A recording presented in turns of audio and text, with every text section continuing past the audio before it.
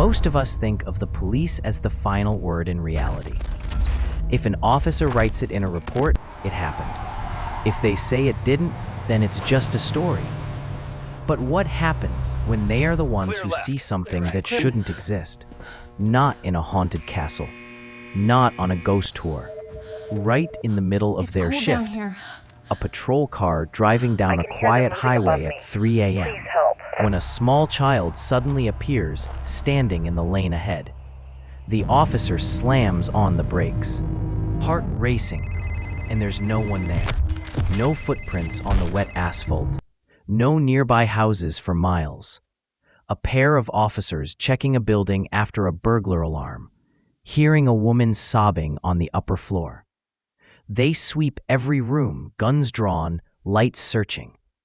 The sound follows them, always one room ahead, until it stops in a locked office that nobody has entered in years. A 911 dispatcher who keeps getting calls from the same number. Short, terrified whispers, and every time they trace it, the system returns an address that was demolished a decade ago. These stories aren't coming from ghost hunters or horror writers. They're coming from people trained to doubt their own eyes, to cross-check, verify, document. People who know the difference between a bad feeling and a real threat. Tonight, we're stepping into their world. We'll hear about the calls they can't forget, the reports they never filed, and the moments on duty when their training offered no explanation at all. Because if even the most rational people in the room start saying, "I don't know what that was," then maybe the question isn't whether the paranormal exists, but what it looks like when reality itself dials 911. This is Policing the Paranormal. If you ask people, who sees the most paranormal stuff, they'll often say soldiers, night shift hospital staff, or people who work in old hotels. But there's another group that almost never puts their hand up, law enforcement. Not because they don't see anything strange, but because their jobs are built on not talking about it. Police officers live in the borderlands of everyday life.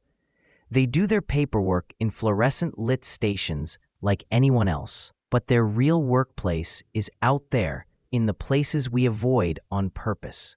Silent cul-de-sacs at 3 a.m., half-collapsed warehouses that smell like dust and mold, country roads where the fog hangs low and the nearest neighbor is miles away, houses where the lights are off, the front door is ajar, and no one is answering, even though somebody called for help. Most of us go years without walking into those spaces at night. Officers can do it multiple times per shift. And anyone who's ever worked nights, security guards, nurses, factory workers, will tell you, the world after midnight is different. The rules haven't technically changed, but it feels like they have. Shadows seem thicker. Ordinary sounds, pipes, branches, the rumble of a distant truck, sound like they're trying to be something else.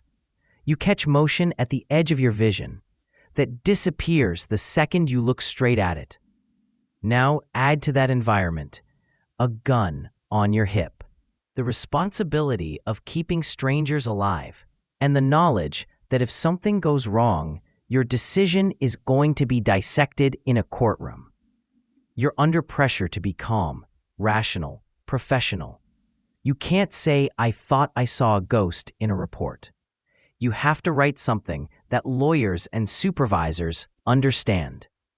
So when officers see, hear, or feel something that doesn't fit, they usually do one thing. They lock it away. They finish their shift. And maybe, weeks later, they quietly tell another cop over coffee. You ever have something weird happen on patrol? That's where a lot of these stories live, in whispered conversations, not official logs. But a few escape. And when they do, they sound like this. It was the kind of shift every patrol officer knows too well. Nothing on the radio, no bar fights, no alarms, just miles of empty highway, the hum of the engine and the soft hiss of tires on asphalt. Officer Ruiz had been on nights long enough to recognize the signs of boredom. Singing under her breath, adjusting the air conditioning even though the temperature was fine, drumming her fingers on the steering wheel. Her partner, Louis, stared out the passenger window, watching the white line flick past like a heartbeat. It was 3:03 a.m. This stretch of road cut between fields and thick woods. No streetlights, no houses, just darkness pressing in on both sides. The kind of place where the high beams create a little island of reality, and everything outside that cone of light feels like a different world. They were talking about nothing, vacation days, a dumb joke someone made at briefing, when Ruiz's foot snapped to the brake pedal so hard her boots slid. Jesus! The words ripped out of her before she even understood what she was seeing. There, directly in their lane, in the perfect center of the headlights, stood a child. Small, bare feet on the asphalt, thin pajamas whipping gently in the breeze. Ruiz yanked the wheel, the cruiser fishtailing slightly as the tires screamed against the road. Louis grabbed the dashboard with both hands, seatbelt digging into his chest. The car stopped in a violent lurch, nose dipping, engine growling. For a heartbeat, no one breathed. The child didn't move. He just stood there, back slightly hunched, head tilted down, hair messy and dark. His arms hung at his sides, fingers curled inwards like he'd just woken from a nightmare and stumbled outside. "What the hell?" Louis whispered, hand already going to his radio, eyes wide. "Don't move," Ruiz said, though she was talking to herself as much as to him. Training flooded in. Children on highways usually mean something awful. A crash nearby, a drunk driver, a parent in distress, or sometimes a setup for something worse. She shifted the cruiser into park, but kept the engine running, red and blue lights snapping on to bathe the road in color. The beams washed over the small figure, painting his pajamas in pulses of red, then blue, then white. He still didn't react. No flinch, no shielded eyes, no attempt to run to them or away from them. "Central, Unit 14, Louis said into the radio, voice tight. "We've got a juvenile standing in the middle of Route 17, eastbound, just past mile marker 222. No other vehicles. Need additional units and EMS on standby. Static." A calm dispatcher answered, confirming their location, asking for details. Ruiz didn't answer right away. She was watching the boy. Something in her gut was wrong. The highway was wet from an earlier drizzle. Her headlights shone on the asphalt in a slick, glossy sheet, but under his feet there were no reflections, no little ripples where his toes should be disturbing the puddles. It was like the light slipped around him. "Kid," she shouted through the windshield, cracking her window just enough to let her voice out. "Can you hear me?" No reaction. She turned on the spotlight, the powerful beam mounted beside the windshield, and swung it slowly across him. It lit up his hair, his shoulders, the soft cotton of his pajamas. His face, though, stayed in shadow. It wasn't possible. She knew the physics of the lamps on this cruiser the way some people knew their own kitchen. The angle, the intensity, the way they tore through darkness. There was no reason for his face to be that dark. "Maybe he's in shock," Louis said, already unbuckling. "We can't just sit here." He was right. Every second counted if there was an accident nearby. There could be a car in a ditch, a trapped parent, someone bleeding out as they watched a patrol car just sit there. Duty shoved fear aside. "Okay," Ruiz said, forcing command into her voice. "We go together, slow, hands visible. You circle left, I go right. We keep some distance until we know what's going on." They stepped out into the cold air, boots crunching on gravel near the shoulder. The night was suddenly loud. Crickets, the distant rush of a river, the click of their cooling brakes. Above them, the sky was a vast black dome, one bright star fighting through thin clouds. The child was maybe 15 yards ahead. Up close, he looked even smaller, 5, 6 years old at most. Pajamas patterned with something childish, little rockets or stars, blue against white. His hair was messy, like he'd been pulled out of bed. The skin on his arms looked pale in the flashing light. "Hey, buddy," Ruiz called, in her calmest mom cop voice, palms open. "We're the police. We're here to help you, okay? Are you hurt?" No answer, no shiver, no breath clouding in the air, just that bowed head. She glanced briefly at Louis. He nodded, swallowing hard. They took another step. The world shrank to the circle of light and the small figure in it. The darkness beyond the beams felt thick, like the trees were leaning closer to listen. "Central, Unit 14, Louis said again quietly, forgetting to release the radio button. "Be advised, the juvenile is non-responsive, standing in the lane. No vehicles in either direction. Visibility clear." The dispatcher's voice crackled, distant. "Understood. Additional units en route. ETA, 7 minutes. 7 minutes. On a normal call, that felt like nothing. On this stretch of road, with this silent child, it felt like eternity. "Okay, kiddo," Ruiz tried again, closer now. She could see the curve of his ear, the line of his jaw. "Can you look at me? Can you tell me your name?" Slowly, as if pulled by invisible strings, the boy's head began to lift. Not all at once, not with the quick jerk of a scared child, but inch by inch, like it took effort. First, his chin, then the bridge of his nose, then Ruiz's breath caught. His eyes were open wide, but they weren't looking at her. They weren't looking at anything. They were staring straight past her, over her shoulder, into the darkness behind the cruiser. Pupils blown, irises pale in the flashing lights, reflecting red, blue, like two small mirrors. His lips moved, soundless. "Did you hear that?" Louis whispered. "I didn't hear anything," Ruiz replied, but even as she said it, she felt something, like the ghost of a word brushing past her ear, a shape of sound with no volume. The boy's mouth kept moving, faster now, jaw working as if he were trying to scream underwater. "Okay, that's it," Louis said, stepping forward. "We need to get him off the road." He reached out. His hand passed straight through the boy's shoulder. There was no resistance, no contact, no fabric against skin. His fingers went into the image the way they go into smoke.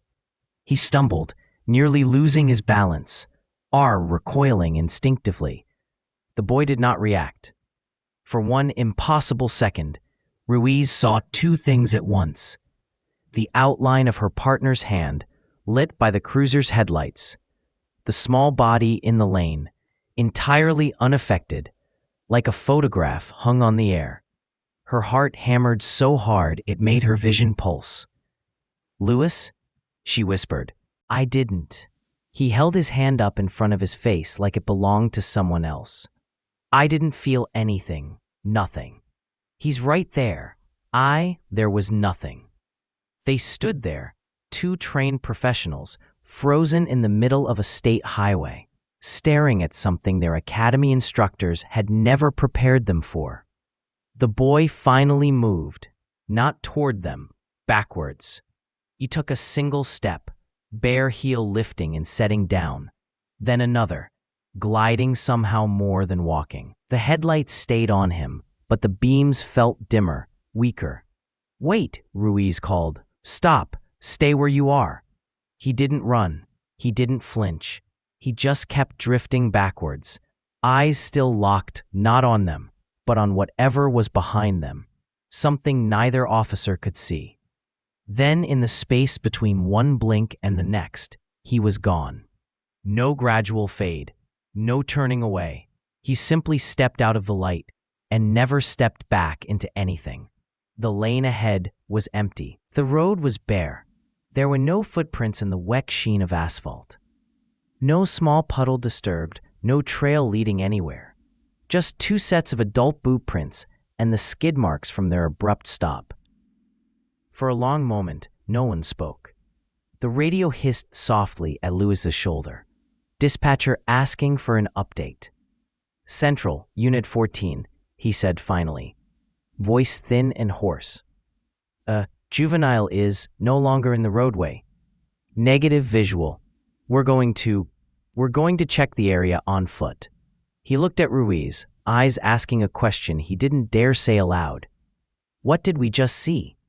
She swallowed, throat suddenly dry, and forced herself to turn, shining her flashlight into the woods and fields, pretending, because that's what training demanded, that somewhere out there was a logical explanation. They never found a crashed car. No missing child report matched what they saw.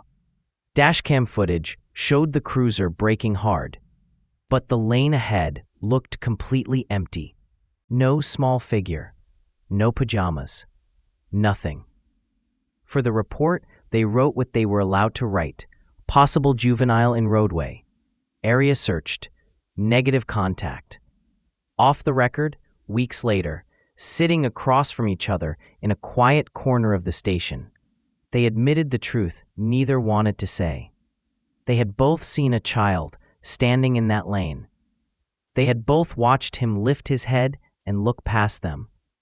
One of them had tried to touch him and found nothing there. And somewhere deep under the uniforms and procedures and brave faces, the same thought lay coiled in both their minds.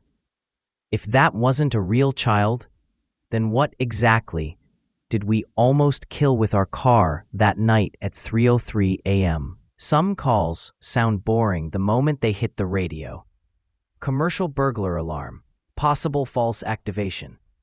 No screaming, no weapons, no frantic caller on the line. Just a silent building and sensors that might have glitched. That's what Officers Daniels and Kirkland thought they were getting when dispatch sent them to an old office block on the edge of downtown. It used to be a busy place decades ago. Accountants, travel agencies, a dentist. But over the years, tenants moved out. Now only a handful of small businesses remained on the lower floors. It was just past midnight. Rain had left the streets damp, reflections of street lamps rippling in the puddles. The building itself rose 3 stories, brick blackened by time, windows dark except for one faint security light over the front entrance. The alarm panel above the door was screaming in red. Kirkland snorted softly as he stepped out of the cruiser. "Bet you 5 this is another spider on a motion sensor," he muttered, pulling his jacket tighter against the chill. "Last time you said that, we walked in on 3 kids in a shopping cart full of stolen monitors," Daniels replied, checking the door handle. "Maybe don't jinx it." He was the older of the two, 10 years on the job, calm in that way that comes from having seen almost everything once. Kirkland was newer, not a rookie, but still young enough that his adrenaline spiked faster on dark calls like this. The front door was unlocked. That in itself wasn't unusual. Some security companies delayed full lockup until cleaning crews were done. Still, it put a little stone of unease in Daniel's stomach. They stepped inside. The lobby smelled like old carpet cleaner and dust. A single fluorescent tube hummed overhead, buzzing faintly like an insect trapped in a jar. On one wall, a directory board still listed businesses that had long since moved out: Harrison & Co. Insurance, Miller Dental, Jensen Travel Agency. "All right," Daniel said, voice low but firm. "Standard sweep. We start at the top, work our way down. Lights on where we can. Doors checked. Nothing fancy. He'd barely finished speaking when they heard it. A sound from above. Soft at first. So soft, Daniels thought it might just be the building settling. Then it came again, clearer, floating down the stairwell. A woman sobbing. Not hysterically, not screaming, just a quiet, awful sound. Like someone who had been crying for a very long time and had finally run out of voice, but not out of sadness. Kirkland's eyes flicked up the stairs, then back to Daniels. "Did you?" "Yeah," Daniel said. His jaw tightened. "Upper floor. Let's go." They drew their sidearms instinctively, not because of ghosts, but because people in emotional distress could be unpredictable. The worst domestic calls often began with sobbing. The stairwell was narrow, the walls painted a yellowish white that had aged into the color of old teeth. Their boots echoed as they climbed. Halfway up, the sobbing grew louder, filling the empty space with a hollow ache. Daniels felt the familiar shift inside, his body flooded with adrenaline, senses sharpening, but his mind dropping into the steady, measured rhythm of procedure. Top, sweep, clear. Find the source. Make it safe. They stepped onto the third-floor landing. The hallway stretched out in both directions, lined with frosted glass office doors. The overhead lights were motion-activated. As they stepped forward, one panel after another flickered on with a delay, lighting the corridor in jerky, uneven bursts. The sobbing was no longer vague. It sounded like it was coming from a room just ahead. A small office on the right, door slightly ajar, darkness gaping between frame and jamb. Kirkland took the right side of the hallway. Daniels the left, approaching the door with practiced angles, firearms low but ready. "Police," Daniels called out. "Hello? We heard you. Are you hurt? We're here to help." The sobbing continued, but there was no answer. No sudden stop, no gasp of surprise, no shuffling of feet. Daniels exchanged a look with Kirkland. He nudged the door with his foot and pushed it open. The room was empty. No furniture, no boxes, no chair knocked over. Just bare carpeting with a few circular stains where desk legs used to be. The blinds were half open, showing the dark outline of the neighboring building. The sobbing had moved.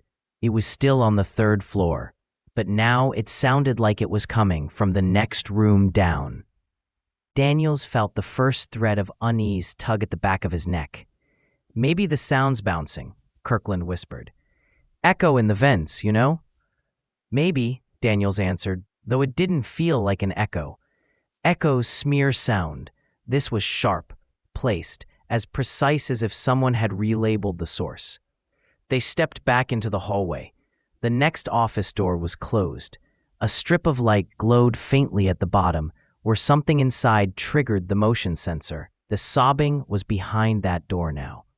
Daniels could make out words in the gasps, or thought he could, fragments of sentences in a language he half recognized as English, and half didn't. Syllables collided with muffled cries. He set his jaw, raised his voice. "Police, open the door!" Nothing changed. He rapped a knuckle on the wood, then counted to 3 in his head, ready to kick if needed. On 2, the sobbing shifted again. Not fading, not growing louder, just sliding, like someone dragging a sound file on a screen from one point in the timeline to another. Now it was directly in front of them, but one room further down. Kirkland's voice lowered to a rasp. "Okay. No, that's not. I heard that. You heard that, right?" Daniels nodded slowly, trying to keep his breathing steady. They moved. Door by door, they repeated the process.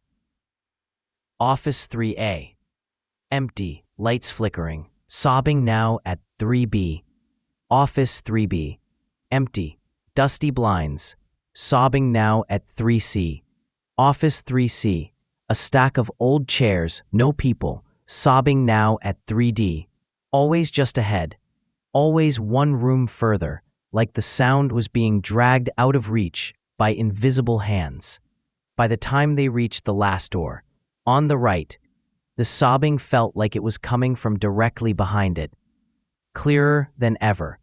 Broken breaths, little keening noises, the choking sound of someone who's been crying so hard they can barely inhale. A label on the frosted glass read, in peeling letters, Miller Dental, Suite 309. The kind of place that should have felt sterile, boring, full of magazines and old posters about flossing. Instead, the air in front of the door felt heavy. "Last one," Daniels said quietly. "If this is some kind of sick joke, I'm going to write the longest report of my life." He tried the handle. It didn't move. He jiggled it, put his shoulder into it, feeling the solid resistance of a proper deadbolt. "Central, Unit 28, he said into his radio, forcing his voice to sound normal. "We're on the 3rd floor of the alarm location. We've got a locked interior office. Can you check if the suite is supposed to be occupied?" A pause, keys clacking in the background. "Unit 28, negative," the dispatcher replied. "Records show the 3rd floor has been unleased for approximately 6 years. All units vacated. That suite should be empty." Kirkland swallowed audibly. "Copy," Daniel said, eyes still on the door. "We have an audible disturbance inside, possible female crying. Requesting key holder or building manager." "Stand by," the radio crackled. Behind the door, the sobbing stopped. It didn't trail off.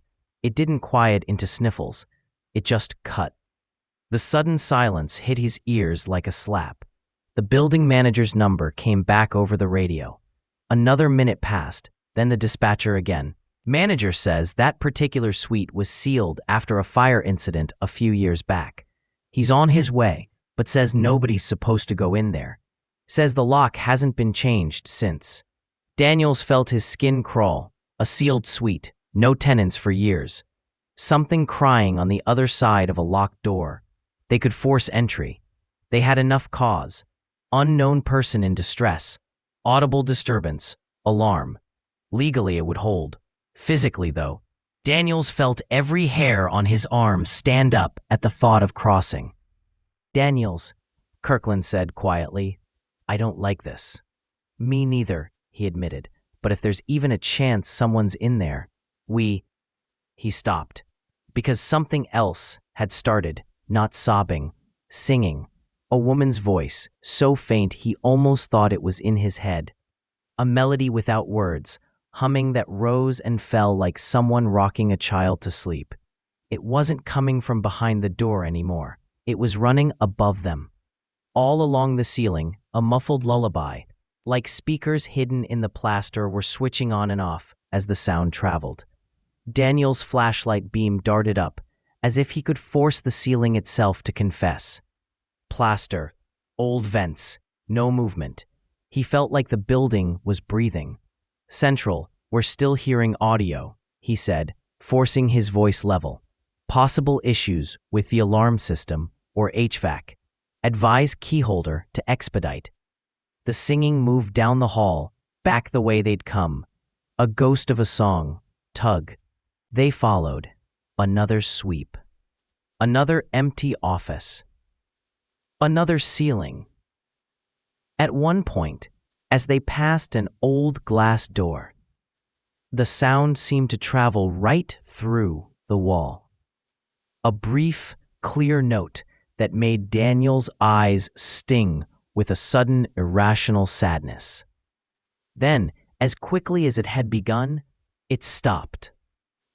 This time the silence felt heavier than any noise. By the time the building manager arrived, a balding man with a rumpled coat and a ring of keys like something out of an older decade, the officers had almost convinced themselves that it really had been the HVAC. Pipes, vents, some strange acoustic trick. Almost. "You're sure no one's on the 3rd floor?" Daniels asked as they rode the elevator back up together. The manager nodded quickly. Absolutely. Electricity's on a motion timer, but no tenants. After the fire in 309, the owner never found new leases. That whole floor is just storage, basically. What kind of fire? Kirkland asked. In the waiting room, they said, the manager replied. Small, but nasty. Smoke damage more than anything. Insurance paid out, but the dentist retired instead of reopening. Shame, really. They stopped at the third-floor landing. The hallway lights flickered to life again as they stepped out. The sobbing did not return. Suite 309's door looked exactly as it had. Deadbolt intact, frosted glass dirty from the inside. I don't like breaking locks if we don't have to, the manager said, fumbling for the right key. But if you say you heard someone. He slid the key in, turned. The bolt gave with a dry metallic click. The smell hit them first when the door swung inward. A stale, closed-up scent of old upholstery and something floral that had died years ago. Their flashlights swept across a small reception area, faded chairs lined against the wall, a low table with a stack of ancient magazines, a toy box in the corner with a few plastic dinosaurs and a wooden bead maze, old posters about healthy gums curling at the edges. No fire damage was visible, just yellowed paint and dust, no smoke stains. No fresh footprints in the thin film of grime. No sign of recent entry at all. They cleared the suite methodically. Exam room, office, storage closet. Nothing. No overturned furniture. No signs of someone living here secretly. No bedroll in the corner. But in the back room, an office with a filing cabinet and a desk, they found something that made Daniel's breath hitch. On the desk, under a brittle plastic sheet, lay an old appointment ledger, paper pages, handwritten notes. He flipped through out of habit more than anything, eyes scanning rows of names, dates, and scribbled comments. Halfway down one page, the name was smudged, ink bled by a water stain. But the note beside it, written in hurried, cramped letters, was still legible enough. No show. Husband called. Said she never made it home after last visit. Police notified. Next to the note, in the margin, someone had drawn a tiny, uneven teardrop. Daniel stared at it longer than he meant to. Behind him, Kirkland shifted, boots creaking on the floor. What are you thinking? He asked quietly. Daniels closed the ledger gently. I'm thinking, he said. We have an alarm, a sealed office, and a woman crying on a floor that's supposed to be empty. He looked back toward the door, toward the hallway, where the sobbing had led them from room to room like it was playing a game of chase. And I'm thinking, he added, that whatever this building remembers, it hasn't quite let go. For the incident report, they stuck to what the department would accept. Responded to commercial burglar alarm. Third floor cleared. No signs of forced entry. No individuals located. Alarm reset by keyholder. No mention of sobbing that moved ahead of them. No mention of singing through the ceiling. No mention of a ledger note about someone who never made it home. Later, when the shift was over and the city began to lighten with the first gray hint of dawn, Kirkland sat on the bench in the locker room, elbows on his knees. You know that thing people say, he murmured, not looking up, about empty buildings making noise, pipes, wind, whatever. Yeah, Daniels replied, tugging off his boots. That didn't feel like that. Daniels didn't answer because he agreed. Sometimes you walk into a quiet building and feel alone. And sometimes you walk into a quiet building and feel like the building has been waiting. If you ask most cops what scares them, they'll talk about real things. Guns, bad traffic stops, being outnumbered in a dark alley. Ask a dispatcher, and the answers get stranger. There are ones who sit at the crossroads of every bad night in the city. Every scream, every crash, every whispered, "Please help," pours into the same room and through the same headsets, hour after hour. They hear things once and never again. And sometimes they hear things that come back. Officer stories start with sirens. Dispatcher stories start with a ringtone. It was a Thursday night when the number first appeared on Kelly's screen. She had been on the job for 7 years, long enough to recognize regular problem callers, the chronic complainers, the lonely voices who dial at 3 a.m. just to talk. She knew their numbers by heart. She knew which ones really needed help and which ones just needed someone to hear them breathe. This one was new. The caller ID flickered onto the monitor, a 10-digit number she didn't recognize. No name attached, just wireless caller. The line connected with a faint, glitchy click. She hit the button, slipped her fingers around the edge of her headset like she always did when she needed to focus. 911, what's your emergency? At first, there was nothing. Just a low hiss, like wind scraping across a microphone. She was about to repeat herself when she heard it. A voice. Very small. Very close. Please, I'm scared. Kelly's back straightened. Okay, she said, gentling her tone instantly. You're doing great by calling us. Can you tell me your name? A ragged inhale. The sound of someone trying not to sob. I can't. He's coming back. Adrenaline spiked in Kelly's chest, but her voice stayed steady. Who's coming back? Are you in a safe place right now? Can you tell me where you are? Static crackled through the line, swallowing part of the answer. Not see, dark. He's in the hall. Kelly's fingers flew over the keyboard, dropping a pin to capture the call location through the system's automatic trace. It was second nature by now. The address popped up. Her mind did what it always did.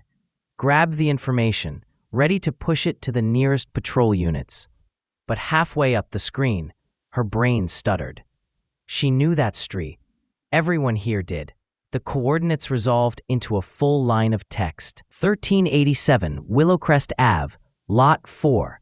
For a heartbeat, it meant nothing. Just another line, another address. Then her memory caught up. Willowcrest Ave didn't have houses anymore. Not there, not since the fire. 10 years ago, when she'd been brand new on the desk, a blaze had taken out half that block. Gas line explosion in an old row of homes. Casualties, condemnations.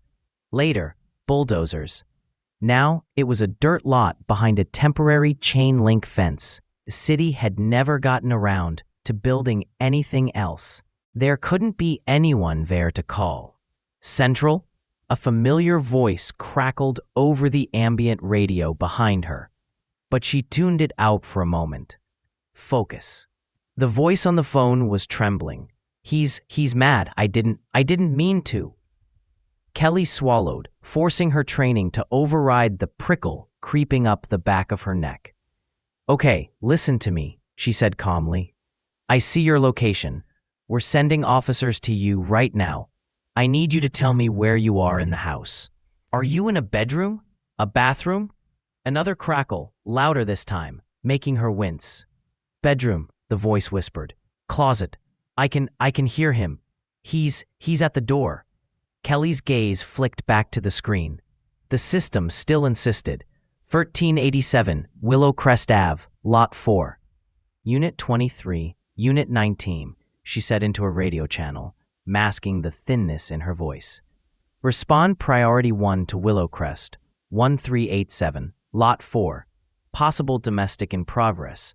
Caller reports male subject in hallway. Caller states she's hiding in a bedroom closet. There was a pause on the air. Finally, Unit 23 answered. Central, confirm the address? Kelly nearly snapped. You heard me, but caught herself. Of course they were confused. Affirmative. She replied. Willowcrest 1387, Lot 4. A low whistle bled through the open mic before the officer clicked off. Copy, he said. En route. Kelly went back to the caller, headset pressing warm against her ears. Okay, I've got officers on the way. Can you tell me your name? A faint rustle, like a sleeve against the phone. He's at the door, the voice breathed. He's trying the handle.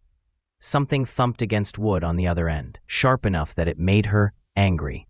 Stay as quiet as you can, Kelly urged, heart pounding. You're doing so well. I promise you, they're coming. There was a long, shuddering inhale. Then, very softly, it hurts when he gets mad. Kelly felt something hot twist in her chest. Rage, fear, a horrible familiarity she had heard in too many victims' voices. She was about to push for more details, age, relationship, injuries, when the call cut off. Not the normal kind of disconnect. There was no goodbye click, no busy tone, just a sudden, crushing silence, like someone had dropped a blanket over the entire line. Hello? Can you still hear me? Nothing. She stared at the waveform display on her screen. It showed a flat line, no noise, no static. The call was still technically active, timer still running, but there was no sound at all. Finally, the system decided for her and ended the connection. The line went dead. Unit 23 checked in a few minutes later. Central, we're at Willow Crest. Why? Kelly forced herself to answer. Affirmative. 23. Lot 4. You should see an empty parcel, chain link fence. Caller said she was inside a residence at that location. There was a short, grim chuckle over the channel. Not mocking, just stunned. Central, there's no residence here. Just dirt, no structures, no trailers, nothing. Want us to canvass the area? She swallowed. Affirmative. Check the surrounding lots. Time of call was 3 minutes ago. Unknown direction of travel. Caller was describing a bedroom closet. Unknown if mistaken about location. Copy. They searched, reported back in bored, slightly uneasy voices. Nothing. No open doors, no footprints in the muddy edges of the lot. No parked cars with warm engines. Finally, Central, 23, area clear. Show it as unfounded. Kelly did what the system expected. She tagged the call, logged the notes, closed out the incident. And then she did what the system didn't track. She wrote the number down on a sticky note and slid it under her keyboard. The second call came 3 nights later. Same shift. Same quiet stretch of time between late-night chaos and early morning accidents. Same number. It popped up on her screen like it had never left. Her heart rate doubled instantly. 911, what's your emergency? This time, there was no greeting. Just the sound of breathing, sharp, high, and panicked. Please, the voice hissed, barely more than a squeak. You said they were coming. Why aren't they here? Kelly's skin went cold. It was the same voice, same tone. But she had never told this caller that they hadn't found her house. She had never had the chance. The system had ended the call before officers even arrived. Okay, she said carefully, fingers already flying to hit the trace button again. I remember you. I'm so sorry. We did send officers. I need you to tell me where you are right now. Are you still in the B? The address popped up. 1387 Willow Crest Ave, Lot 4. Her stomach dropped. Yes, the caller whispered. He's worse now. He says nobody can help me. He says he knows you can't find the house. The fluorescent light above Kelly's workstation flickered once, then steadied. Listen, she said, forcing each word to come out evenly. You did the right thing by calling us again. I promise you, I see your location. We'll get officers to you. I just need you to tell me, does anyone else live there with you? Is this your dad? Your boyfriend? Silence. Then, very quietly, he's not supposed to be here. Not anymore. The way she said it, flat, terrified, like a child repeating something adults had whispered. made every hair on Kelly's arms stand up. Central, Unit 23, the radio crackled, jolting her. We copy another Willowcrest call. She hadn't even fully logged the address yet, but they knew. Word spreads in a dispatch center, faster than any memo. Affirmative, Kelly said, throat tight. Same coordinates. Caller reporting same disturbance. Attempt to locate again. 10-4. She went back to the phone. Okay, can you tell me your name? It hurts, the girl said instead. He gets angry when I talk. I'm not supposed to talk to you. Kelly's hand clenched around her pen so hard it left an imprint. You are absolutely supposed to talk to me, she said, voice firm now. You have every right to ask for help. I am here to help you. Do you understand? Nobody is allowed to hurt you like this. There was a sudden, sharp noise on the line. A crack, like a door being slammed hard. The girl cried out, a tiny, bitten-off yelp of pain. Don't hang up, Kelly begged. Stay on the line. Can you lock the door? Can you move anything in front of it? Static answered her. In the background, beneath the white noise, something else moved. Not words, just a low murmur, like a man's voice too far from the phone to be understood. The tone, though, was unmistakable, anger wrapped in control. Kelly's heart hammered. Central, 23, came over the radio. We're back at Willowcrest. Same story. No structures, no vehicles. You sure our system isn't glitching? Kelly looked at the trace data again. Clean, no error flags, coordinates solid. The mapping software calmly insisted that the call originated from the middle of an empty lot where a building had burned down 10 years ago. System shows good, she replied, palms sweating. Expand your perimeter. Check for any cell ping offsets. Copy. The girl's whisper cut through the static like a needle. He's at the stairs. I can hear him. He's mad you keep sending people. Kelly swallowed hard. What does he do when he gets mad? She asked quietly, knowing she might not want the answer. Another breath, shaky and small. He says it's my fault, the girl said. He says, no one believed me, not even when the house burned. The pen dropped from Kelly's hand. Burned. She didn't remember choosing to do it, but her fingers flew across the keyboard, opening the archived incident reports, years buried under new problems. She typed, Willowcrest, fire, 10 years. A list appeared.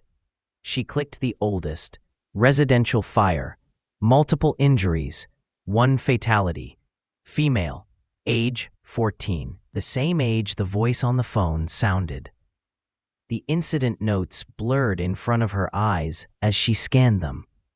The old report mentioned arguments, neighbors hearing yelling, possible abuse. A note, halfway down, almost thrown in.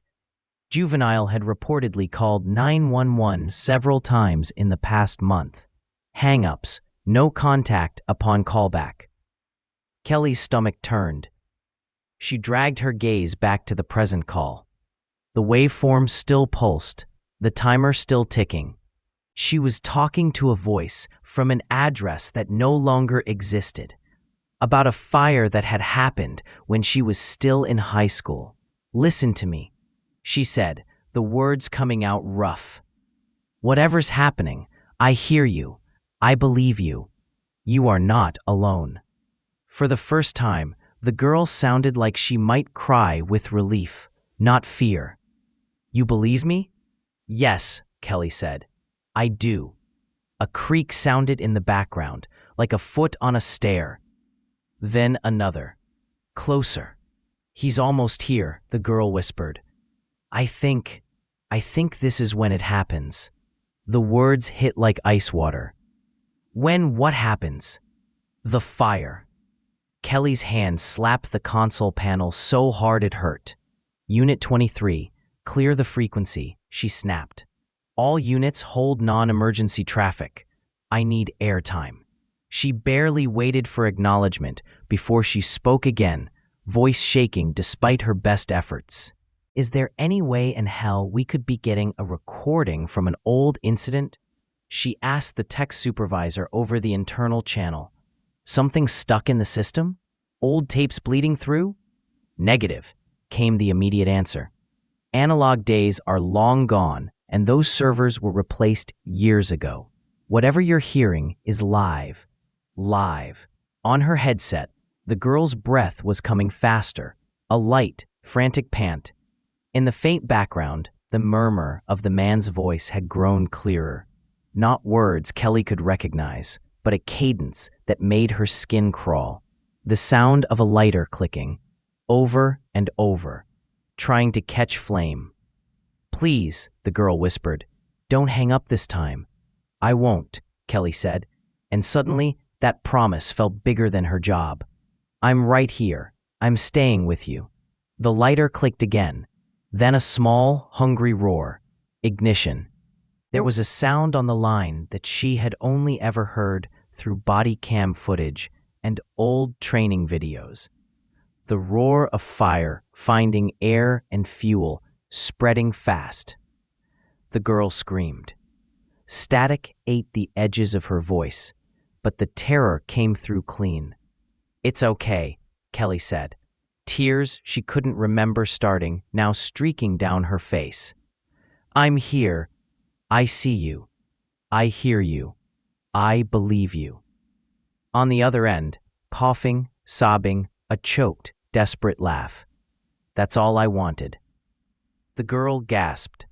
The line erupted into a wash of sound, fire, splintering wood, a distant crash, and then, abruptly, it vanished. Not disconnected, gone. The call window closed itself as if someone had hit end. The number blinked off her screen. The timer froze on a final timestamp and then cleared. Kelly sat there, heart pounding in an empty silence that felt louder than any screaming she'd ever heard. After a few seconds, the room around her slipped back into focus. The low murmur of other dispatchers, radios chattering with routine calls, a printer spitting out a run sheet somewhere behind her. Central 23, came a calm voice over the channel. "We're clearing Willowcrest. Area still negative. Whatever's going on with that number, you might want IT to look at it." "Copy," she answered, and was proud that her voice didn't break. She filed the call. She noted the number.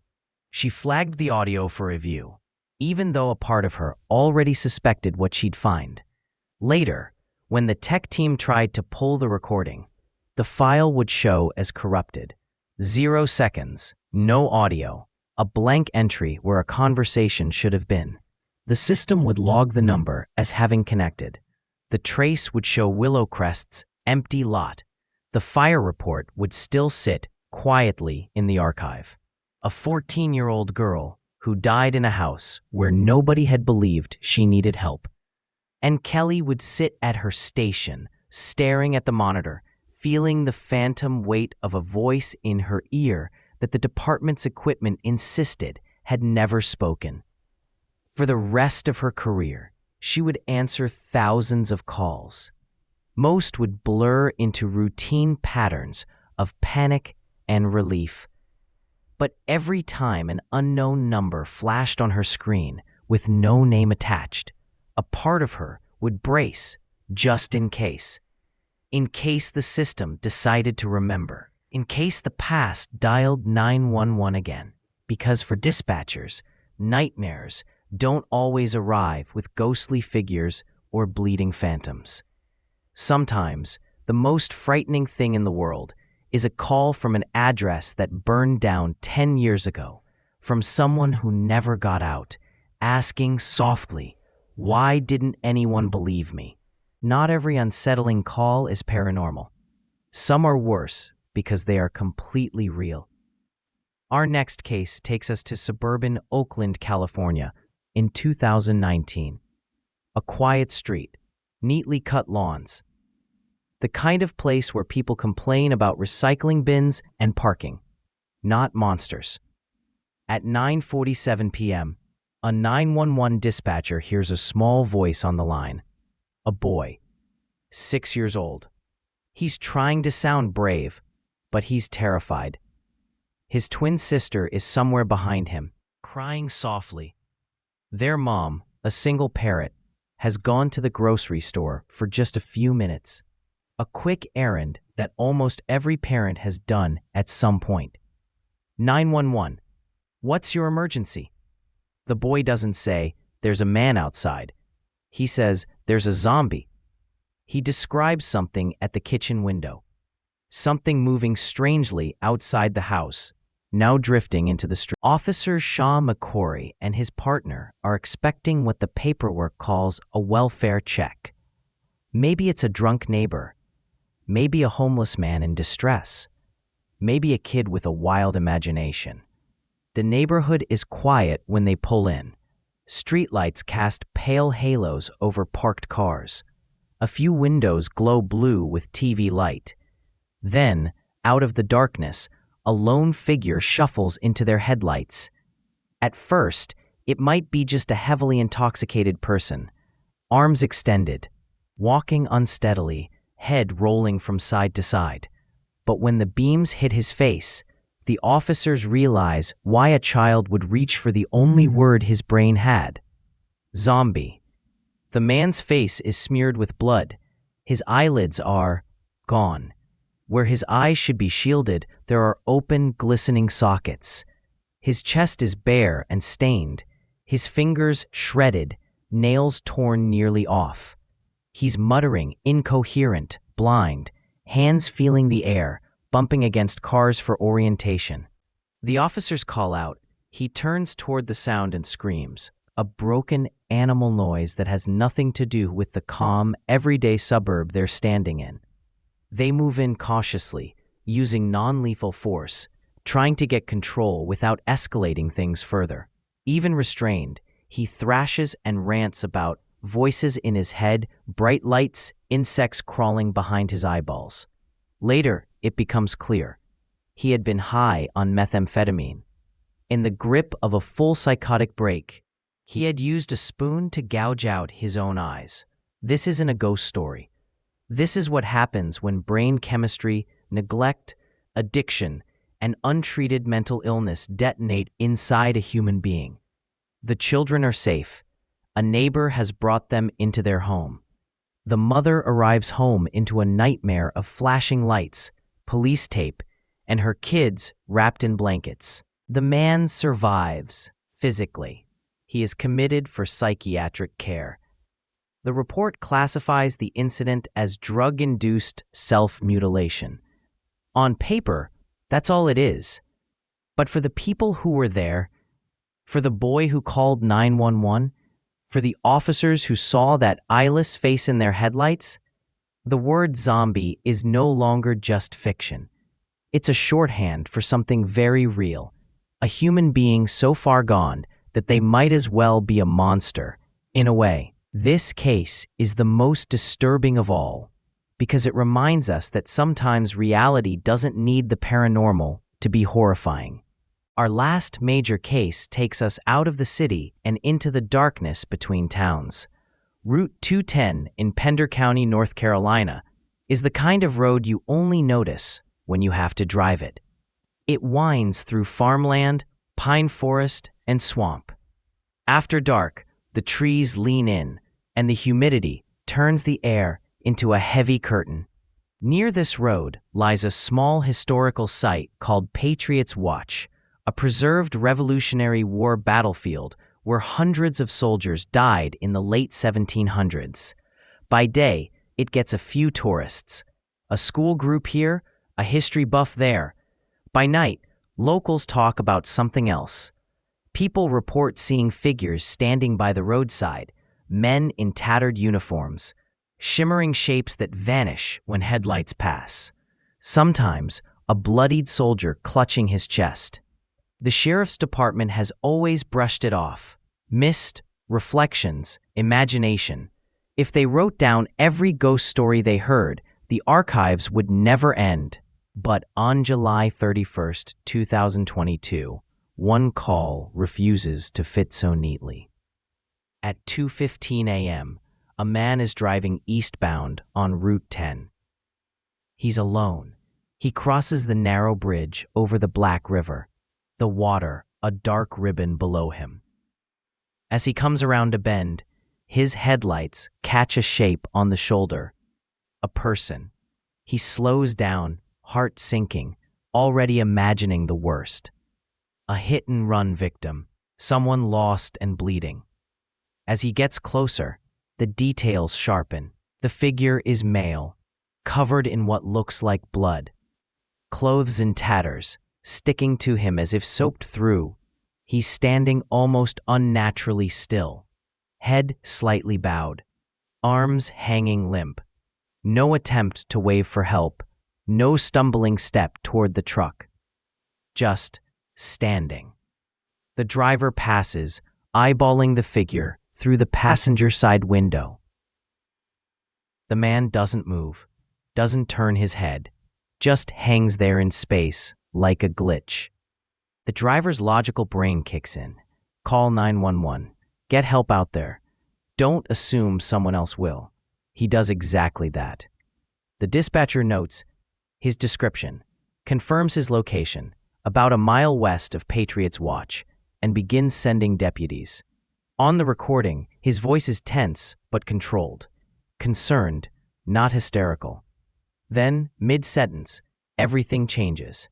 There's a noise in the cab, a thud, like something hitting the truck. The caller's tone snaps from worried to terrified. That's not human. That's not human. The dispatcher tries to keep him focused, asks if something is in the road. No, it's in the back of my truck. There's something in my bed. He turns on the truck bed light and sees something. Later, he struggles to describe it. The best he can manage, long, spindly limbs, pale, almost glowing skin, standing upright in the back of the truck. Not like an animal, but like a deformed person. A face like someone stretched white elastic over a human skull. No clear eyes or mouth. Just impressions where features should be. As he looks in the mirror, the thing lifts its head and presses its smooth face against the rear window of the cab. Like it's curious. Like it's studying him. Then it begins pounding on the roof with terrifying strength. The sound booms through the metal, echoing over his panicked breathing and the dispatcher's increasingly urgent voice. He does what many of us would do in sheer animal fear. He speeds up, hoping the wind will tear it off. When that doesn't work, he slams on the brakes. Through the front windshield, he sees a blur of limbs and white skin go flying into the road, illuminated briefly in the headlights before scrambling to its feet and bolting toward the tree line. It disappears into the forest. By the time deputies arrive, there's no injured man by the roadside, no creature in sight. What they do find: skid marks, fragments of glass, dents in the roof and tailgate of the truck, consistent with something hitting or gripping the metal. No blood, no hair, no footprints that can be followed. The driver, found later at a fuel station, is visibly shaken. He has no history of drug use, mental illness, or sleep deprivation. He's coherent. He doesn't change his story. Officially, the report is simple: disturbance call, unfounded. Unofficially, deputies add one more quiet story to the road's already dark folklore. Was it a hoax? Somebody in a costume? An animal misperceived under stress and darkness? Maybe, but you can hear his voice on the recording. Whatever he believed was in that truck with him, in that moment. It was real enough. We've walked through 5 cases now. A patrol car driving down a quiet highway at 3 a.m. when a small child suddenly appears standing in the lane ahead. The officer slams on the brakes, heart racing, and there's no one there. A pair of officers checking a building after a burglar alarm, hearing a woman sobbing on the upper floor. They sweep every room, guns drawn, lights searching. The sound follows them, always one room ahead, until it stops in a locked office that nobody has entered in years. A 911 dispatcher who keeps getting calls from the same number, short, terrified whispers, and every time they trace it, the system returns an address that was demolished a decade ago. A zombie that turned out to be a man destroyed by drugs. A pale, faceless thing in the back of a pickup on a haunted road. Some of these have obvious rational layers: meth, psychosis, folklore. Others resist neat explanation. But when you step back, a pattern starts to appear. All of them happen in liminal spaces, late at night, in abandoned buildings, empty streets, or isolated highways. These are places between ordinary categories, not fully safe, not fully wild. All of them involve people whose job is to respond: dispatchers, patrol officers, medics. They don't get to walk away because something feels off. Duty requires them to push through. All of them force practical people to confront the irrational. A dispatcher has to keep breathing while a child whispers about an intruder that floats. An officer has to hold down a screaming woman who sounds possessed, even if he doesn't believe in possession. A deputy has to file disturbance unfounded, even when the dents in the truck say something hit it. These cases tell us as much about us as they do about the unknown. We are meaning-making machines. Confronted with confusion, we reach for the stories we already know. Zombie, demon, ghost soldier, meth psychosis, mass hallucination. Sometimes those stories are wrong. Sometimes they're close enough. Sometimes they can coexist. Could the highway creature be a misidentified animal amplified by fear? Possibly. Could the girl on the phone have been a hoaxer, later unmasked as a bored teenager? Again, possible. Could Girl's episode be a brief, intense mental event that left no long-term trace? Psychiatry would say yes. But here's the thing: the officers, dispatchers, and witnesses weren't living in possible. They were living in moment-to-moment reality, the kind where your heart is racing, adrenaline is high, and you have to decide what to do even when you don't understand what you're seeing. And once you've had a night like that, the world never looks quite the same. So what do we do with all of this? On one level, these are just stories. You can file them under creepy entertainment and move on. But if you look a little deeper, there are a few lessons worth keeping. Respect the people who stand between us and chaos. Police, dispatchers, paramedics, they don't just deal with crimes and accidents. They also walk into situations that break emotional and psychological boundaries. Whether a call turns out to be a ghost story, a drug-induced nightmare, or a weird misunderstanding, they still have to go in first. Reality is messier than our categories. Not everything fits cleanly into real or fake, paranormal or explained. Some events sit in the middle, half in shadow. The world is stranger and more complex than we like to admit. Fear is powerful, but it's also a teacher.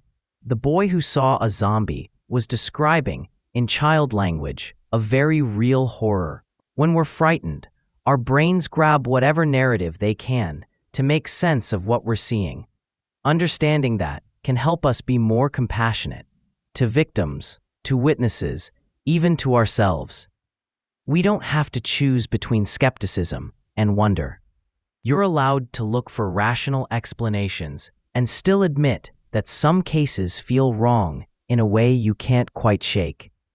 Critical thinking and curiosity are not enemies. They belong together. The unknown isn't going anywhere. No matter how good our cameras get, no matter how many scientific papers we publish, there will always be things that happen at 2 a.m. on empty roads or in houses that should be empty, that don't make sense. And maybe that's okay. Maybe part of being human is learning to live with the fact that the world is bigger than our reports, bigger than our training, bigger than our fear. The next time you drive past a police car idling at the edge of a dark field, or hear sirens wail in the distance after midnight, remember, they're not just enforcing laws on the living. Sometimes, whether they like it or not, they're also policing the edge of the unknown.